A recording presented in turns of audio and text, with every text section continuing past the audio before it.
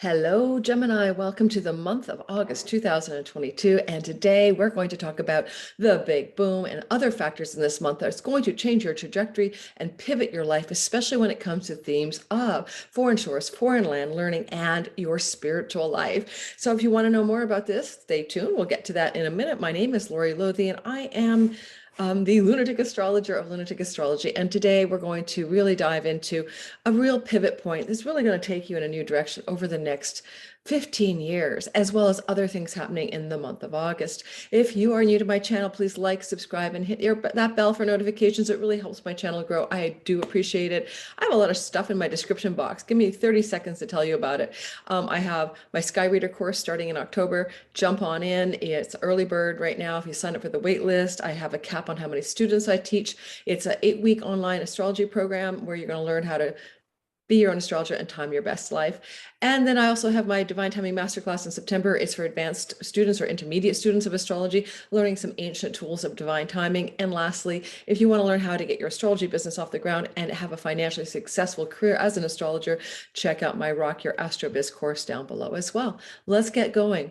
And let's talk about you. So first of all, Geminis, this is a great month for you. And it's particularly yay you because Mercury, the ruler of your sign, is going to move into its own domain or domicile, which is really good for your well-being. And it's going to be like the beautiful yay part of the month for you because we're all dealing with the early August 1st, 2nd, and 3rd kind of vibe, even July 31st, big boom of Uranus North Node and Mars colliding. They haven't done that since 324 BC in the sky, in the sign of Taurus. Now, this is where your spiritual life is, okay? This is a definitely subtle place. Now, if you have, as a Gemini rising, sun or moon, an addiction, a bad habit, a pattern of behavior or beliefs that are holding you back, ways that you sabotage yourself, well, holy moly, this is going to be blown out of the water.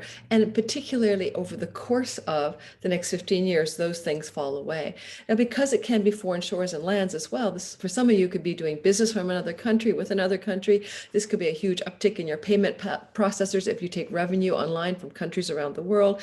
And this could really shift your perspective as well on your spiritual reality. Now, when I say spiritual reality, I don't mean religion.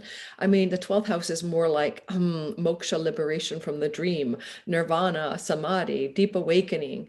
And with a big boom like this, you could actually go in that direction.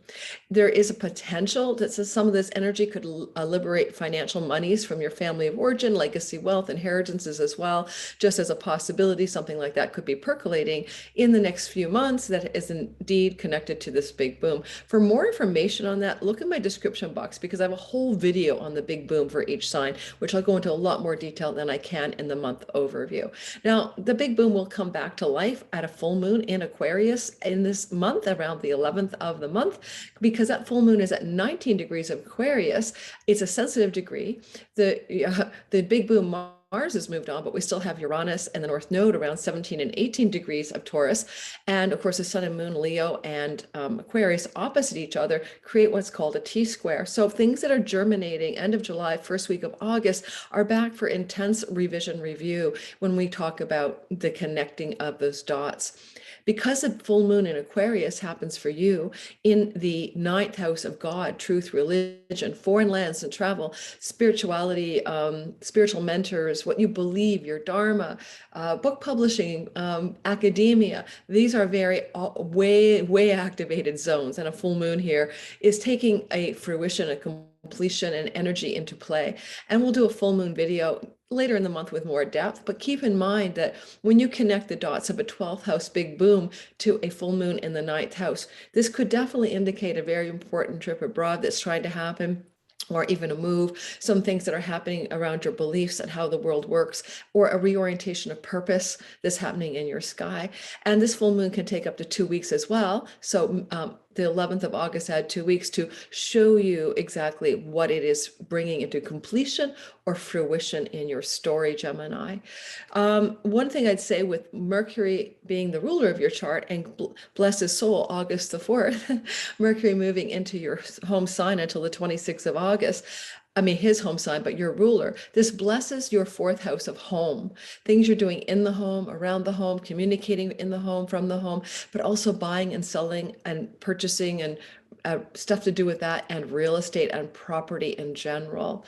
And so even if it's not your property that's being sold, like back to that potential for a legacy wealth moment, perhaps an inheritance of property from a family member, who knows? Now, I also would say to you, I'm having a really rough hair day and day in general. Like I'm looking at myself, I look really rough. I don't have makeup on today or jewelry. I'm recording this on July the 26th. Just bear with me. And I would say to you that this kind of Mercury transit, which happens, yes, about once a year, a little bit less than that, is when you feel really good about what's happening in your home. Things are flowing, communications are going well.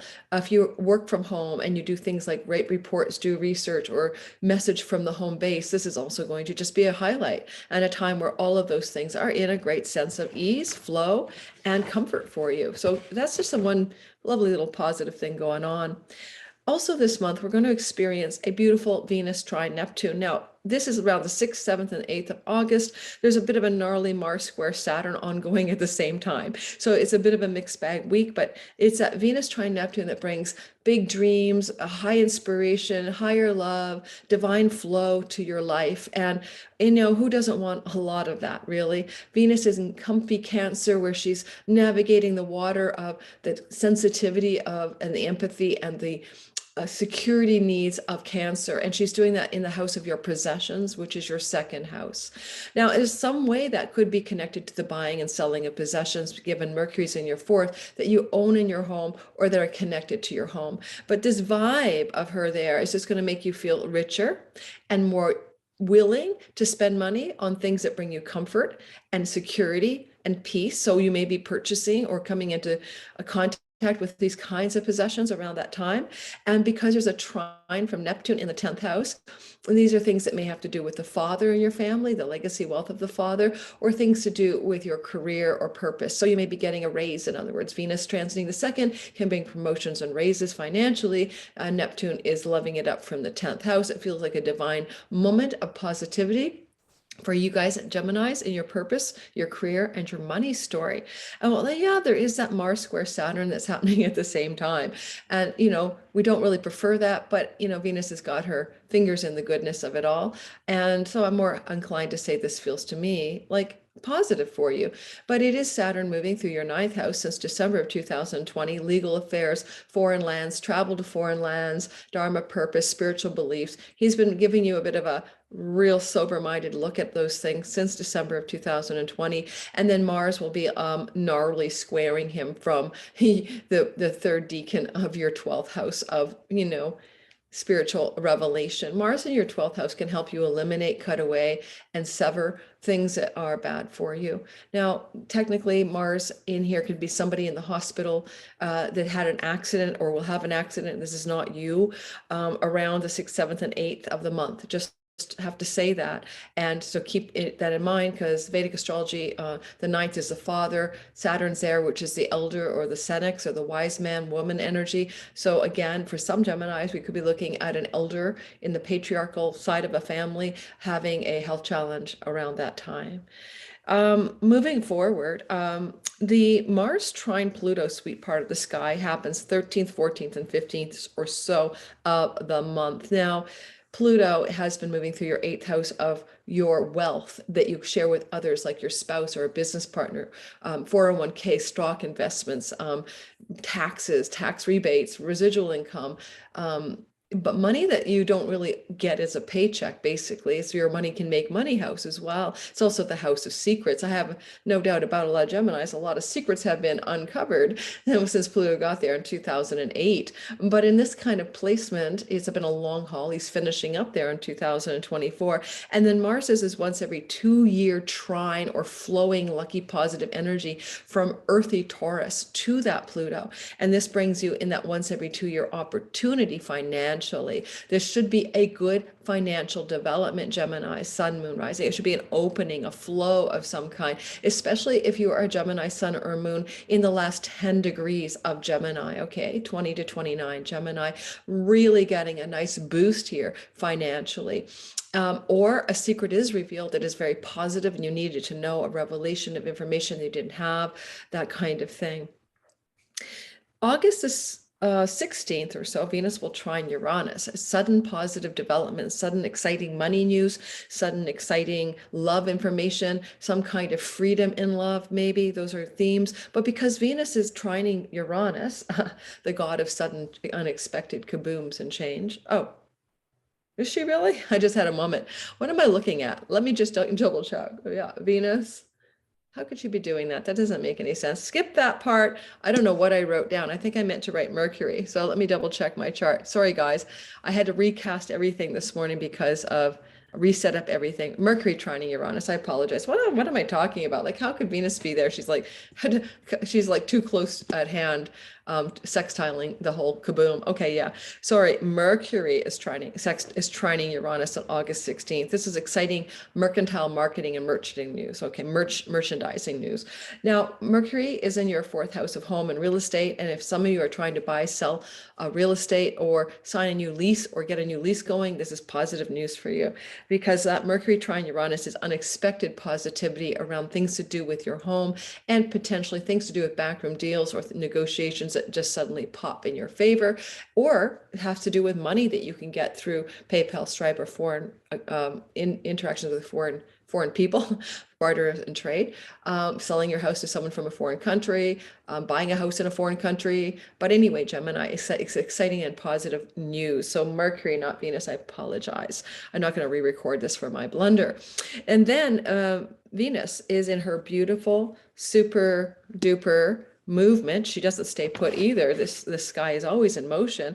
August the 11th to September the 5th, we have her slatted into her entitled leonine queenly space. Now, in your sky, Venus will start to love up your third house, which means that you're going to suddenly be feeling from August 11th to September 5th, really, really happy with short distance trips and travel, online learning, your siblings, especially female siblings, aunts, uncles, cousins. Things that you do online can be very lucky in terms of popularity. If you do like things like I do, you can be more popular, more appealing, more likable in your online endeavors. And there's also a sense that there is definitely maybe a female that comes to travel to visit you, or you travel with a female. Venus is, yes, a female energy. And so there's a lot of energy going on down in that third house about short trips and travel, not big exotic things, okay? And she will come into this glorious, happy, sweet trine with Jupiter, who's moving retrograde around 8 degrees of Aries in your 11th house of friends and allies. So good spirit, great gains from your career. Mostly I'm seeing this as a chance to have a sociable trip or do some fun socializing, because third house is your neighborhood, with a larger group of people, and enjoy the pleasures of your neighborhood. Going to a restaurant, going to a party, going to a bar. Now, it might seem inconsequential, but it is a lovely place in the sky. And it just kind of means around that time. Did I tell you when it was?